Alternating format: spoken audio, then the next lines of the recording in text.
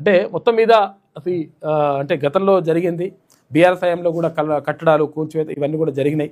కూల్చివేద్దామని కూడా ప్రయత్నం చేసిండ్రు. కాకపోతే ఏంటంటే కొంతమంది బీఆర్ఎస్ నాయకులు ముగ్గురు కలిసి ఇదంతా కూడా ప్రాటదందా చేసిండ్రు. 2023 తర్వాత వచ్చినటువంటి ఏవైతే కట్టినరో కొత్తగా నిర్మాణాలు చేసిండ్రో వాటిని కూల్చేసిండ్రు.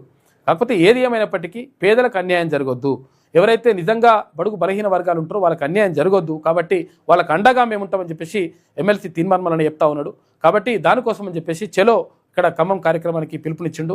తర్వాత అక్కడ వెళ్ళి నిజ నిర్ధారణ చేయడంతో పాటు తర్వాత ఎవరైతే బాధితులు ఉంటారో బాధితులకు అండగా నిలిచి వాళ్ళకు కొత్త ఇళ్ళు కట్టించడమా, తర్వాత వాళ్ళకు ప్రత్యామ్నాయం చూపించడమా అటువంటి చేయాలని చెప్పేసి డిమాండ్ చేస్తూ ఉన్నాడు తీర్మానం. దానికోసం ఖమ్మం వెళ్తా ఉన్నారు. కాసేపట్లో ఖమ్మం బయలుదేరుతా ఉన్నాం.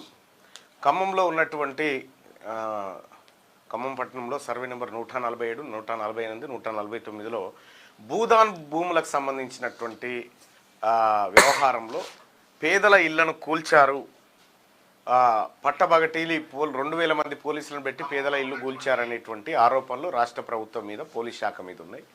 అటు పేదవాళ్ళు చెప్తున్నటువంటి అంశం ఏంటంటే, మేము గత కొన్ని సంవత్సరాలుగా ఇక్కడ నివాసం ఉంటున్నాము, మాకు క్లియర్గా భూదాన్ బోర్డు పట్టాలున్నాయి అనేటువంటి మాట వాళ్ళు చెప్తా ఉన్నారు. సో మరి ఇంతకు ఈ వ్యవహారం